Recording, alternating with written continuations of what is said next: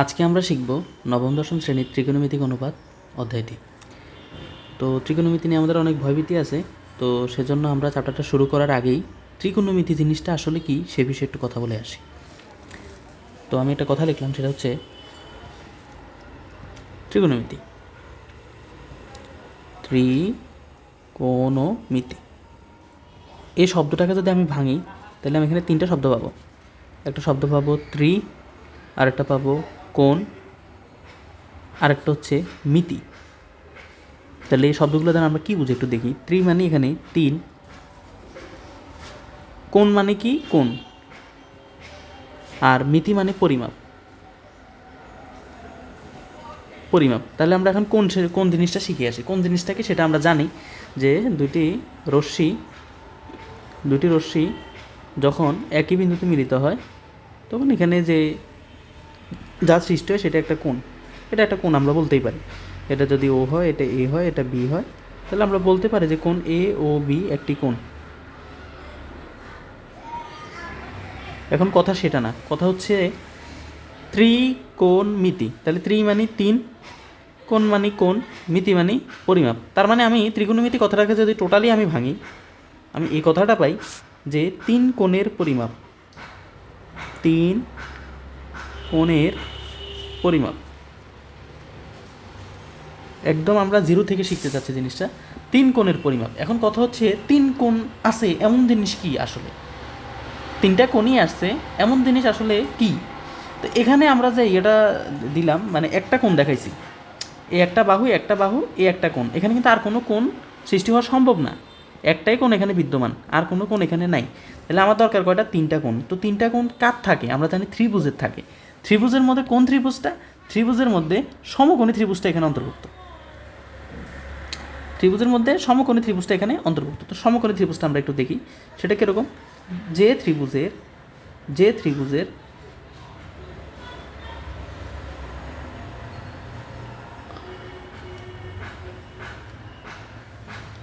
সমকোণ কেন? যে ত্রিভুজের একটি কোণ সমকোণ, যে ত্রিভুজের একটি কোণ সমকোণ।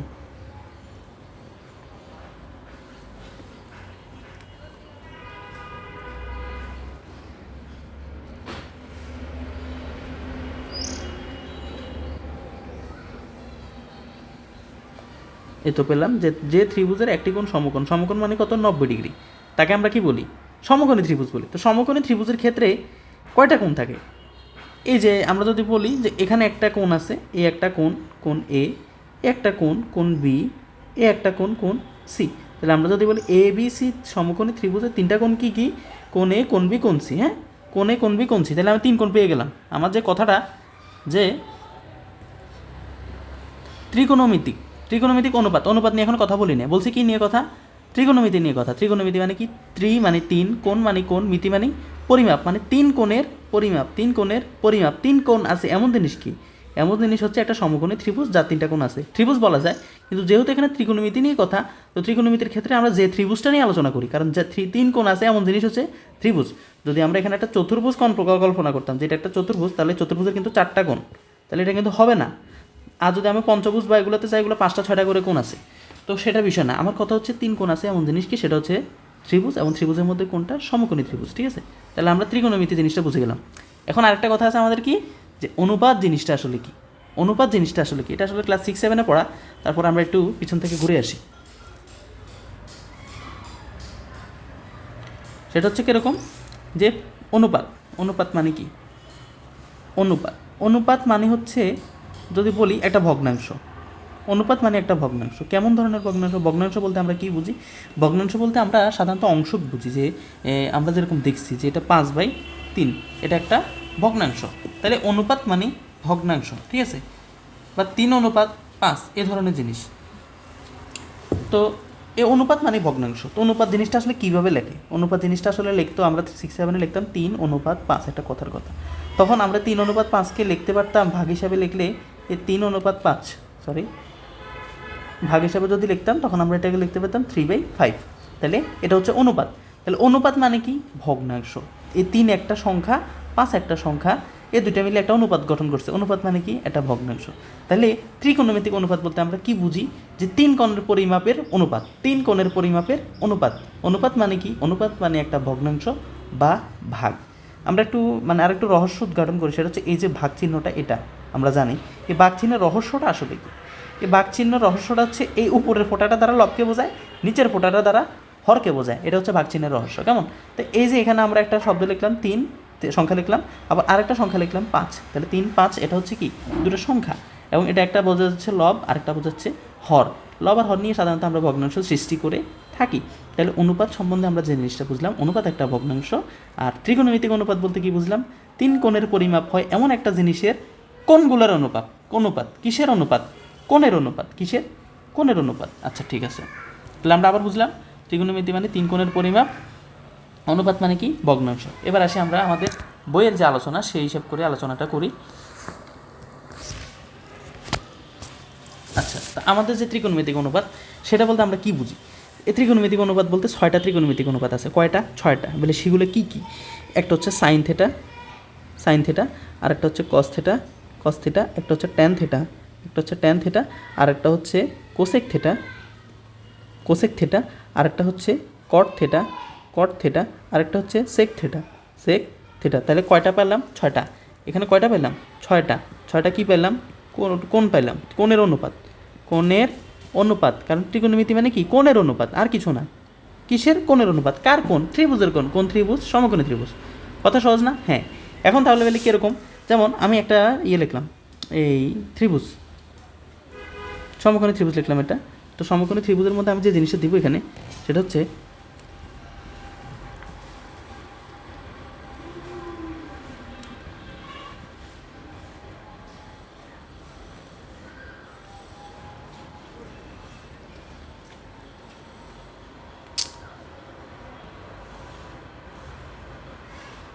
সমকোণী ত্রিভুজ। তো সমকোণী ত্রিভুজ যদি আমি বলি যে এই জিনিসটা, এটা এ, এটা বি, এটা সি, তাহলে এটা একটা কোণ পাইলাম, এটা কি 90 ডিগ্রি। এই 90 ডিগ্রির কোণটা এখানে হিসাবে আসবে না, কখনোই আসবে না। ঠিক আছে? তারপর হচ্ছে এটা কি? কোণ সি, এটা হচ্ছে কোণ সি, এটা কোণ এ, এটা কোণ বি। আচ্ছা ঠিক আছে, এবার হিসাব করি আমরা সাইন থেটা মানে কি বুঝে। হ্যাঁ, তো এখানে সাইন থেটা বলতে আমরা কী বুঝি সেটা দেখি।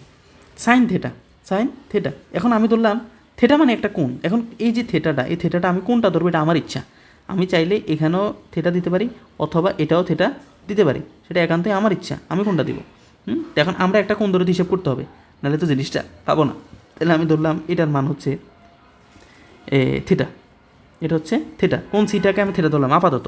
আপাতত আমি কোন থিটাটাকে, সিটাকে থিটা ধরলাম। এবার আমরা এই 6টা কোণের একটা হিসাব নিকেশ করি, পরবর্তীতে আমরা এগুলো নিয়ে আবার বুঝবো।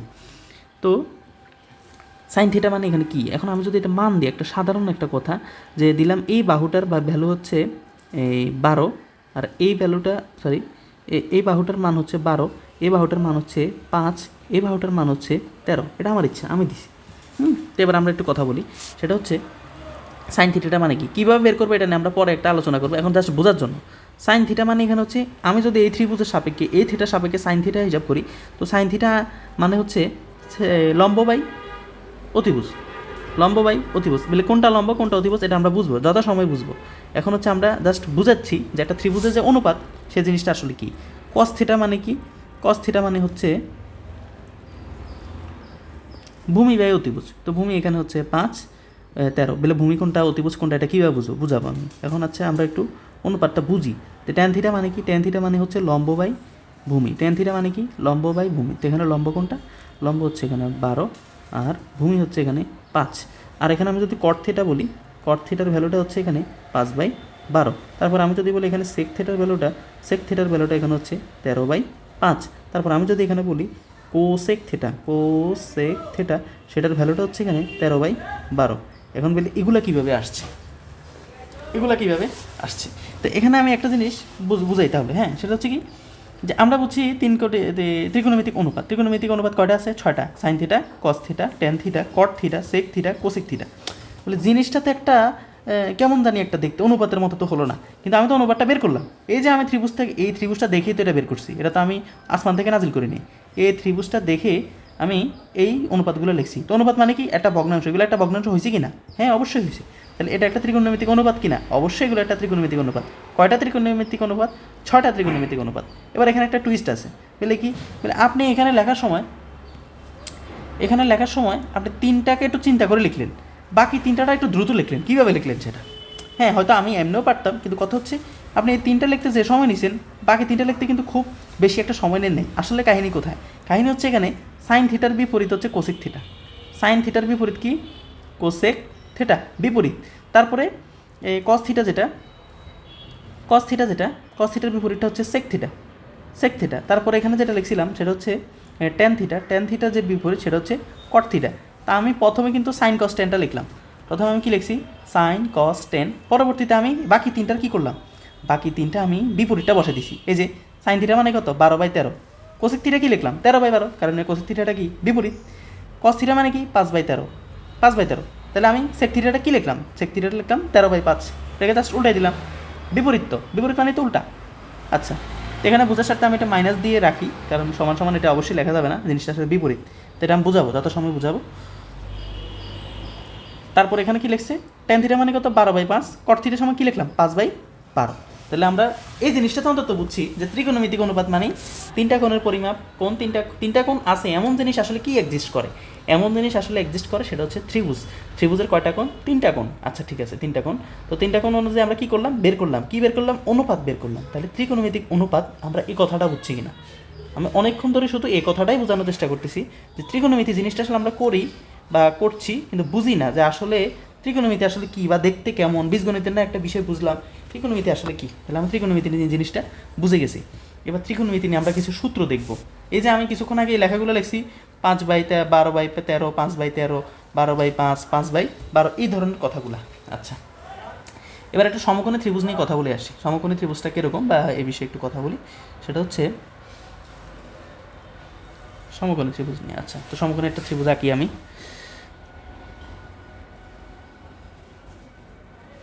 এই একটা সমকোণী ত্রিভুজ আপাতত ধরা যায়, তারপরে আর একটু ইয়ে করে আঁকি। হ্যাঁ, একটা সমকোণী ত্রিভুজ আঁকলাম। সমকোণী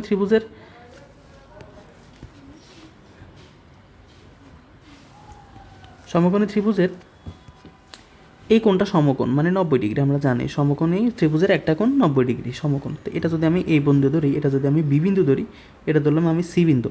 আর ত্রিকোণমিতিক অনুপাত ক্ষেত্রে আমি এটাকে থিটা ধরতে পারি, অথবা এটাও ধরতে পারি, কোনো সমস্যা নেই, এটা আমার ইচ্ছা। তো এখানে কিছু কথা লিখব, তো সেটা আমার মনে রাখতে হবে। এটা এক প্রকার মুখস্থে বলাও যায়, আবার বুঝলে তো অনেক সুন্দর। সেটা কীরকম? যে থিটা এর বিপরীত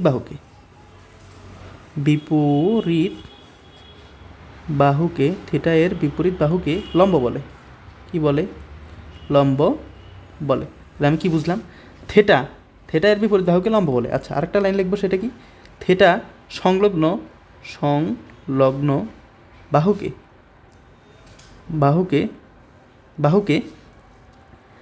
থিটা সংলগ্ন বাহুকে কি বলে? ভূমি বলে। আচ্ছা ঠিক আছে। আরেকটা কি বুঝলাম? সেটা হচ্ছে, এই 3টে কথা আমি ভাঙবো, আগে একটু লিখে ফেলি। সেটা হচ্ছে সমকোণের বিপরীত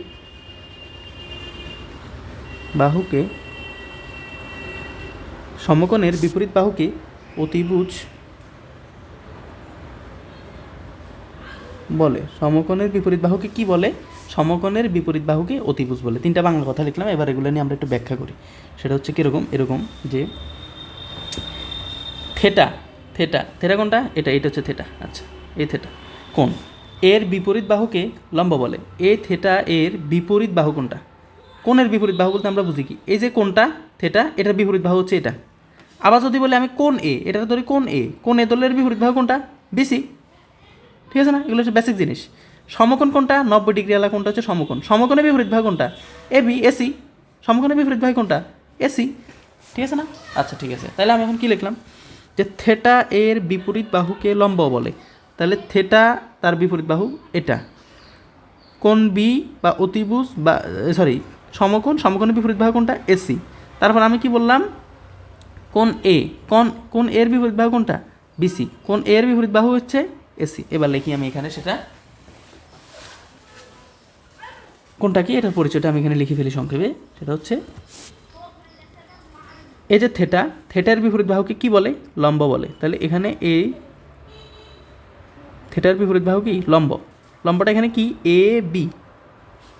লম্বটা এখানে কি? A B. ঠিক আছে? আচ্ছা, সমকোণ কোনটা? 90 ডিগ্রি আলা কোণ, এটা সমকোণ। তো 90 ডিগ্রি আলা কোণ এটা যদি সমকোণ হয়, তার বিপরীত বাহু কোনটা? এটা। এটাকে কি বলে? অতিভুজ বলে। এই যে লিখছি, সমকোণের বিপরীত বাহুকে অতিভুজ বলে। কেমন? এই সমকোণের বিপরীত বাহুকে অতিভুজ বলে। থেটা সংলগ্ন বাহু। তাহলে সমকোণের বিপরীত বাহু অতিভুজ। থেটায়ের বিপরীত বাহু বুঝলাম এটা লম্ব। তো থেটার সাথে আরেকটা বাহু আছে, তো এই যে এটা, এটাকে কি বলে? এটাকে বলে ভূমি। এটা কিন্তু থেটার সাথে লাগানো। এ বাহুটা কিন্তু এ থেটার সাথে লাগানো না, অনেক দূরে, বিপরীত। জিনিসটা বিপরীত। আবার এই বাহুর সাথে এটা সংলগ্ন বাহু, কিন্তু এটা তো আবার অতিভুজের বিপরীত বাহু, সরি, সমকোণের বিপরীত বাহু। তো সমকোণের বিপরীত বাহুকে কী বলে? অতিভুজ বলে। আর বাহু কয়টা আছে? একটা। এটাকে কী বলে? ভূমি বলে। কী বলে? ভূমি বলে। এটা কি? থেটা সংলগ্ন বাহু। থেটা সংলগ্ন বাহুকে কী বলে? ভূমি বলে। তাহলে আমি ভূমি, লম্ব, অতিভুজ বুঝে গেছি বিষয়টা। হ্যাঁ, তাহলে এবার আমি এই অনুযায়ী আমার সাইন থিটার একটা আছে, ট্রিক্স আছে। সেটা কি? সাইন থিটা মানে এখানে কি? সাইন থিটা কস থিটার একটা ট্রিক্স আছে, তো সেটা আমরা এখন দেখব। যে সাইন থিটা, সাইন থিটা মানে কি? এটা সাইন থিটা মানে হচ্ছে লম্ব বাই অতিভুজ। যথাসময়ে এটা বোঝানো হবে, আমি এটা বুঝাবো, সমস্যা নেই। তারপরে কস থিটা মানে কি? ভূমি বাই অতিভুজ। ভূমি বাই অতিভুজ। তারপরে ট্যান থিটা,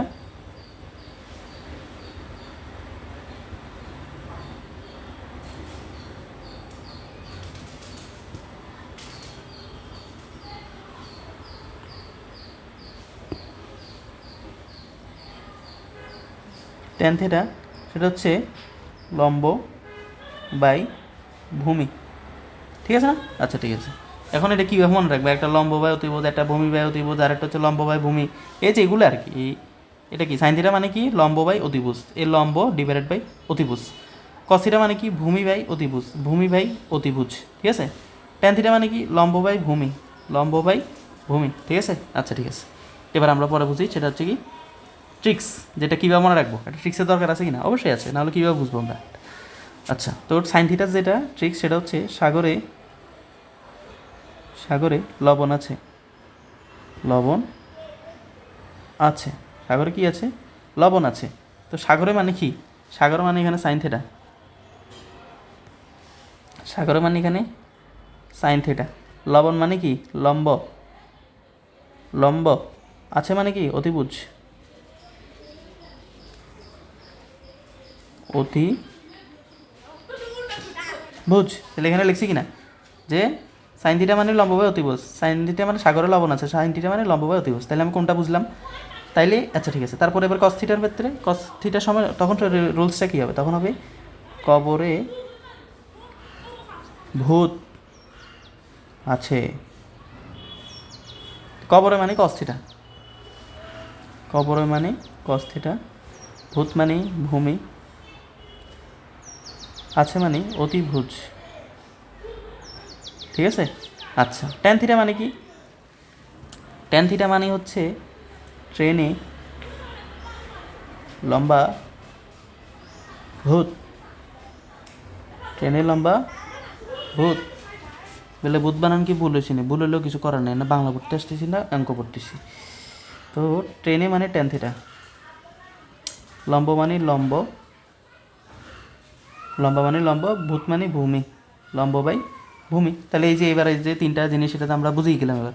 তো আহামরি কিছু না। হ্যাঁ, যে সাইন থিটা মানে লম্ব বাই অতিভুজ, কস থিটা মানে ভূমি বাই অতিভুজ, ট্যান থিটা মানে লম্ব বাই ভূমি। কীভাবে মনে রাখবো? সাগরে লবণ আছে, কবরে ভূত আছে, ট্রেনে লম্বা ভূত। শেষ। এই যে আমি উপরে একটা কথা এর লেখাগুলো লিখছিলাম, এই যে ভগ্নাংশগুলো লিখছিলাম, এই ভগ্নাংশগুলো কীভাবে বের করবো? এই সূত্র দ্বারা বার করবো। ঠিক আছে? বলে বাকি তিনটাকে লিখবে, 6টা না বললেন, এখন 3টা লিখছেন, আরও 3টা কি লিখবে? সেটা তুমি লিখবা, কেন লিখবে না? পারবা না কেন? অবশ্যই পারবা, ইনশাল্লাহ।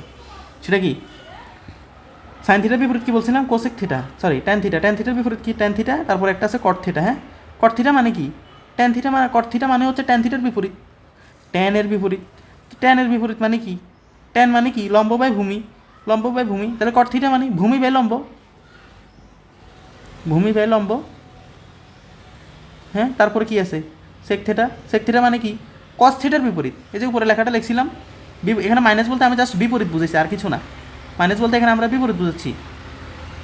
জিনিসটা আসলে একই, সমান দ্বারা কি বোঝাচ্ছে? জিনিসটা সমান কিন্তু বিপরীত, কিন্তু বিপরীত। আচ্ছা, তারপরে সাইন থিটা মানে কি? লম্ব বাই অতিভুজ। কস থিটা মানে ভূমি বাই অতিভুজ। ট্যান থিটা মানে লম্ব বাই ভূমি। কট থিটা মানে ভূমি বাই লম্ব। সেক থিটা মানে কি? কস থিটার বিপরীত। কস থিটা মানে কি? ভূমি বাই অতিভুজ। তাহলে সেক থিটা মানে অতিভুজ বাই ভূমি, অতিভুজ বাই ভূমি, ঠিক আছে না? আচ্ছা, তারপরে কি? তারপর হচ্ছে cosec theta. Cosec theta. Cosec থিটার ভ্যালু কত? কোসেক থিটার ভ্যালু হচ্ছে সাইন থিটার বিপরীত। সাইন থিটার বিপরীত কি? সাইন থিটা মানে হচ্ছে লম্ব বাই অতিভুজ। তাহলে কোসেক থিটা মানে অতিভুজ বাই লম্ব, অতিভুজ বাই লম্ব। শেষ। তাহলে আমরা ছটা বের করতে পারছি কিনা? বলে এই তিনটা ছন্দ দিবেন না, কেন ছন্দ লাগবে? ছন্দ কেন লাগবে? ছন্দ লাগবে না, কেন লাগবে না? সাইন থিটা মানে কি? সাগরে লবণ আছে, সাগরে লবণতি। ওকে, তাহলে সাইন থিটার বিপরীত কি? Cosec theta. তো সাইন থিটা যদি লম্ব বাই অতিভুজ হয়, কোসেক থিটা মানে অতিভুজ বাই লম্ব। একেবারে ইজি না বিষয়টা? একদম ইজি, কোনো বিষয় না। আচ্ছা, ঠিক আছে। এবার নিচে আমরা আমার ওই ত্রিভুজের মতো আরেকটা ত্রিভুজ দিয়ে এগুলো বের করার চেষ্টা করি। যে একটা ত্রিভুজ আঁকলাম আমি, সেটা হচ্ছে একটা ত্রিভুজ আঁকলাম। এই যে একটা ত্রিভুজ আঁকলাম, এটা দেখলাম আমি এ, এটা দিলাম আমি বি, এটা দিলাম আমি সি, এবং এটার ভ্যালু দিলাম, একটা মান দিলাম। সেটা হচ্ছে মনে করো এ, এটা দিলাম বি, এটা দিলাম সি। ওকে, আচ্ছা, এবার আমরা আমাদের লেখাগুলো লিখি। সেটা হচ্ছে সাইন থিটা ভ্যালু কত? সাইন থিটা মানে হচ্ছে সাগরে লবণ আছে, সাগরে লবণ আছে। এখন থিটা দেবো আমি এটাকে, আমার ইচ্ছা। আমি এতক্ষণ নিচে হিসাব করছি, এবার নিচে হিসাব করবো না। এবার আমি হিসাব করবো এভাবে। সাইন থিটা মানে কি? সাগরে লবণ আছে। এখানে লিখি পেলে আগে, সাগরে লবণ আছে মানে অতিভুজ। লম্ব বাই অতিভুজ লিখলাম। আচ্ছা, বলে এখানে লম্ব কোনটা? থিটা এর বিপরীত বাহুকে কি বলে? থিটা এর বিপরীত বাহুকে কি বলে? থিটার বিপরীত বাহুকে কি বলে? থিটার বিপরীত বাহুকে বলে লম্ব। থিটার বিপরীত বাহুকে কি বলে? লম্ব। এ থিটার বিপরীত বাহু কোনটা? এটা। থিটার বিপরীত বাহু এটাও না, এটাও না, এটাও না, এটাও না, ঠিক আছে? আচ্ছা,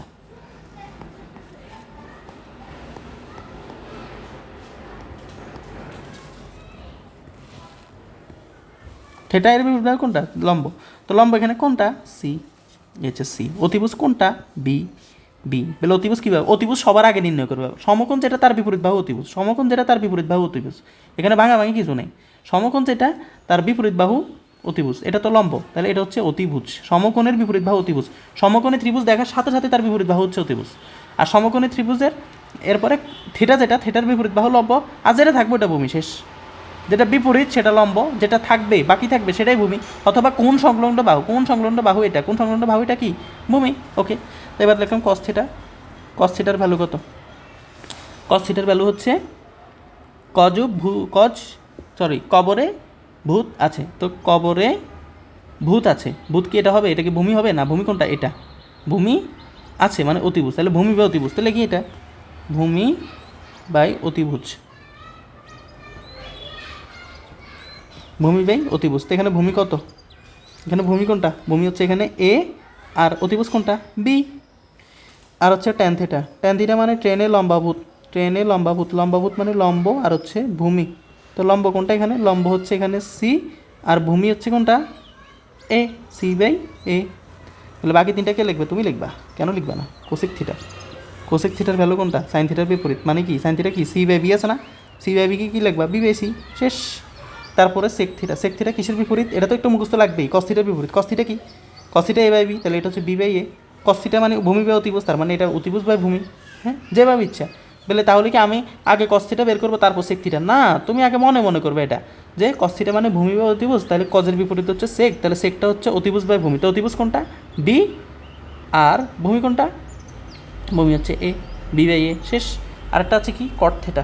কট থিটা মানে কিসের বিপরীত? ট্যান থিটার বিপরীত। সেটা হচ্ছে কি? C by A. C by A ছিল কি? Tan theta. তাহলে কট থিটা মানে কি? A by C. তাহলে আমরা এতক্ষণ কি বুঝলাম? আমরা ত্রিকোণমিতিক অনুপাত এই কথাটা বুঝলাম। এবং ত্রিকোণমিতিক অনুপাত আছে কয়টা? 6টা। এবং সেই অনুপাতগুলো আমরা দেখলাম। এবং এই যে এখানে আমি এবিসিডি দিছি, এখানে যদি এবার কেউ দেয়, বলে এখানে আমি 12 দিছে, এখানে 5 দিছে, এখানে 13 দিছে, হ্যাঁ, এটা কোনো সমস্যা আছে কি না? কোনো সমস্যা নেই। আমি এখানে যা যা বের করছি এখানে তা, এখানে এবিসি আছে, এখানে মান আছে, এখানে ফি কিউ আর এস থাকুক, কোন থাকুক, যা ইচ্ছা তা থাকুক, কোনো সমস্যা নেই। ঠিক আছে? এখন আমরা কিছু জ্যামিতির লেখার নিয়ম শিখবো, সেটা হচ্ছে এরকম। যদি এটা একটা বিন্দু হয়, বিন্দুকে লেখে সাধারণত এ দ্বারা প্রকাশ করে। যদি এটা বি মানে একটা বাহু হয়, তাহলে বাহু দুইটা বিন্দু থাকে। এটা যদি এ বিন্দু হয়, এটা যদি বি বিন্দু হয়, তখন এটা যদি একটা বাহু নির্দেশ করে তখন বাহুকে লেখে এভাবে এ বি। আর যদি এটা একটা কোণ হয়, এটা একটা কোণ হয়, যে এটা এ, এটা ও, এটা বি, তখন এটাকে এভাবে লেখে কোণ এ ও বি। এটা জ্যামিতি লেখার নিয়ম। এখানে আমি এ লিখছি না, এ জায়গায় কিন্তু আমি এই জিনিসটা লিখতে পারবো এ বি। এখানে আমি বিসি দেখছি না, এখানে আমি এটা লিখতে পারবো বিসি। বিসি দ্বারা বাহু নির্দেশ করে। এসি, এসি লিখতে পারবো এভাবে। এসি মানে এটা বাহু নির্দেশ করে, বি এ যাবে, কোনো সমস্যা নেই। এটা হচ্ছে জ্যামিতি লেখার একটা নিয়ম, কেমন?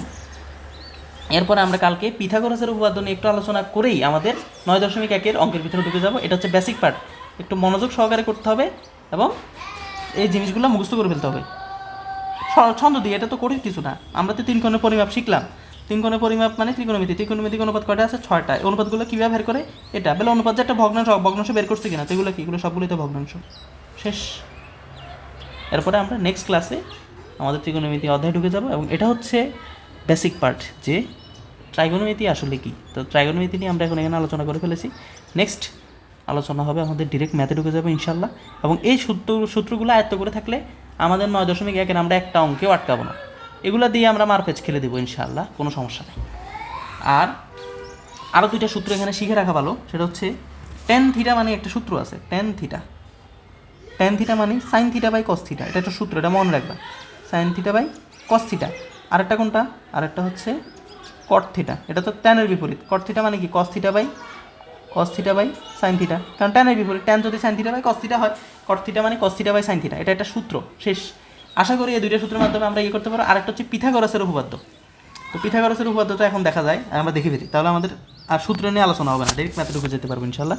তো আমরা একটা হেডিং লিখি, সেটা হচ্ছে পিথাগোরাসের উপপাদ্য। পিথাগোরাসের উপপাদ্য, এই উপপাদ্যটা কখনকার? সেটা হচ্ছে যখন আমরা এই যে সাল গুনি, এই মানে 2026 সাল চলতেছে বর্তমানে, 26 সালেরও আগে, 2026 সালেরও 400 বছর আগে সেই উপপাদ্য দিয়ে গেছে। মানে কি বিশাল একটা টাইম পিরিয়ড। হ্যাঁ, আচ্ছা। তো পিথাগোরাসের উপপাদ্য কি? পিথাগোরাসের উপপাদ্য কার ক্ষেত্রে হয়? সমকোণী ত্রিভুজের ক্ষেত্রে হয়। কিছু শর্ত আছে। কার ক্ষেত্রে হয়? সমকোণী ত্রিভুজের ক্ষেত্রে। সমকোণী ত্রিভুজের ক্ষেত্রে হয়। কি হয়? পিথাগোরাসের উপপাদ্য হয়। তো সমকোণী ত্রিভুজ কোনটা? যে ত্রিভুজের একটা কোণ সমকোণ, যে ত্রিভুজের একটা কোণ সমকোণ। এটা এ বি সি, এখানে কোণ বিটা একটা সমকোণ। ওকে, আচ্ছা। তো সমকোণী ত্রিভুজের আমরা একটা কি জানি, যে এটা যদি অতিভুজ হয়, এটা যদি অতিভুজ হয়, এটা যদি ভূমি হয়, এটা যদি থিটা হয়, তাহলে এটা লম্ব। এটা আমরা জানি, কেমন? আর যদি থেটা এটা হয়, আর যদি থেটা এটা হয়, তাহলে লম্ব হবে এটা, ভূমি হবে এটা। থেটার উপর ডিপেন্ড করবে লম্ব কোণটা, ভূমি কোণটা। কিন্তু অতিভুজের বেলায় কোনো নিয়ম নাই, কারণ অতিভুজের সময় ডিরেক্ট কী হবে, যে সমকোণ যেটা, সমকোণের বিপরীত বাহু অতিভুজ, সমকোণের বিপরীত বাহু অতিভুজ, শেষ। এটার কোনো মানে চেঞ্জ হবে না, ঠিক আছে? আচ্ছা। তো সমকোণী ত্রিভুজের ক্ষেত্রে পিথাগোরাসের উপপাদ্য হয়। তো সূত্রটা কি? সূত্রটা হচ্ছে অতিভুজ স্কোয়ার সমান সমান অতিভুজ স্কোয়ার সমান সমান লম্ব স্কোয়ার যোগ ভূমি স্কোয়ার। ওকে, ঠিক আছে। তাহলে এখানে আমি বুঝে গেলাম। তো আমি কিছুক্ষণ আগে শিখেছিলাম কীভাবে বাহু লিখতে হয়। এই যে এই বাহুটার নাম কী হবে? এটা 2টা বিন্দু না, এ বি। আর এটা একটা এ বিন্দু, বি একটা বিন্দু, আর এ বি একটা বাহু, এসি একটা বাহু, বিসি একটা বাহু। ওকে, ঠিক আছে। তাহলে এবার আমরা এটা লিখি, সূত্রটা লিখি। সূত্রটা কি? সূত্রটা হচ্ছে এরকম। অতিভুজ স্কোয়ার, অতিভুজ এখানে কোনটা? অতিভুজ হচ্ছে এখানে এসি, তার মানে এসি স্কোয়ার সমান সমান লম্ব স্কোয়ার কোনটা? এবি স্কোয়ার, বিসি স্কোয়ার মানে ভূমি স্কোয়ার। এটা হচ্ছে সূত্র। অতিভুজ স্কোয়ার সমান সমান লম্ব স্কোয়ার যোগ ভূমি স্কোয়ার। যদি এখানে মান দেওয়া থাকতো যে এটা 13, সরি এটা 12, এটা 5 আর এটা 13, ঠিক আছে? এই দেখো, এসি স্কোয়ার মানে কত? এসি স্কোয়ার, এসির ভ্যালু কত? স্কোয়ার মানলো, এসির ভ্যালু কত? এসির ভ্যালু হচ্ছে এখানে 13, এসির ভ্যালু হচ্ছে এখানে 13। এই 13 স্কোয়ার সমান সমান কত? 169, ঠিক আছে? এই যে সমান সমান লিখছি না, এটাও সমান হবে। দেখো, এটা হচ্ছে আমি লেফট সাইডটা লিখলাম, হ্যাঁ, লেফট সাইড সমান সমান। রাইট সাইডটা কী লিখলাম? রাইট সাইডটা লিখলাম এবি স্কোয়ার যোগ বিসি স্কোয়ার তো এবির ভ্যালুটা কত? এখানে এবির ভ্যালুটা হচ্ছে এখানে 12 দিছিলাম, 12 স্কোয়ার যোগ বিসি স্কোয়ার মানে কত? বিসিএসের ভ্যালু দিয়েছিলাম 5। তো 12 স্কোয়ারের ভ্যালুটা কত? 12 স্কোয়ারের ভ্যালু হচ্ছে 164। 44 আর 5 স্কোয়ারের ভ্যালুটা কত? 5 স্কোয়ারের ভ্যালুটা হচ্ছে এখানে 25, তাহলে যোগ করলে কত পেলাম? 169 পেলাম। তাহলে আমার লেফট সাইড সমান রাইট সাইড হয়েছে কিনা? দোনো ক্ষেত্রে 169 আসছে কিনা? তার মানে এই সূত্রটা প্রমাণিত যে সমকোণ পিথাগোরাসের ক্ষেত্রে এটা কীরকম? অতিভুজ স্কোয়ার সমান সমান লম্বা স্কোয়ার যোগ ভূমি স্কোয়ার। আচ্ছা, এখানে আমি এই কাজটা করতে পারি কিনা? বলে কী কাজ? এই যে ভূমিটা আছে না, এই ভূমিটা মানে এই যে সূত্রটা, এই সূত্রটাকে আমি মানে চাইলে একটু এপাশ ওপাশ করতে পারি না? এভাবে লিখতে পারি না যে অতিভুজ মানে দরকার হইলে আমার যে অতিভুজ স্কোয়ার মাইনাস লম্ব স্কোয়ার সমান সমান ভূমি স্কোয়ার লেখা যায় কিনা? অবশ্যই যায়। এটা আমার অঙ্কের ক্ষেত্রে দরকার হলে আমি বের করব। ঠিক আছে, আমাকে যদি এই অতিভুজ দেওয়া থাকে, লম্ব দেওয়া থাকে, ভূমি বের করতে বলি, আমার যা ইচ্ছা আমি তা করতে পারবো। তখন আমি এখানে ভূমি সমান এটা লিখতে পারবো না যে ভূমি সমান সমান √ওভার অফ অতিভুজ স্কোয়ার মাইনাস লম্ব স্কোয়ার? অবশ্যই লিখতে পারবো। তাহলে এটাকে মুখস্থ করবো? কোনো দরকার নেই, এটা আমরা বের করবো, অঙ্ক করার স্বার্থে বের করবো। আমার সূত্র জানার দরকার কোনটা? আমার সূত্র জানার দরকার হচ্ছে এটা জানলে আমি লম্ব স্কোয়ারে ভ্যালু বের করতে পারবো, ভূমি স্কোয়ারে ভ্যালু বের করতে পারবো, অতিভুজ স্কোয়ারে ভ্যালু বের করতে পারবো। ওটা আমাদের অঙ্কের ক্ষেত্রে গেল। তাহলে এই হচ্ছে আমাদের 9.1 আলোচনা, এবং এরই মাধ্যমে ইনশাল্লাহ আমরা বাকি ম্যাথগুলো করতে পারবো। এই বেসিক পার্টটাকে আমাদের ভালোভাবে আয়ত্তে নিয়ে আসতে হবে। অঙ্ক আমরা দেখবো আর এক চুটকিতে অঙ্ক হয়ে যাবে, কোনো সমস্যা নেই।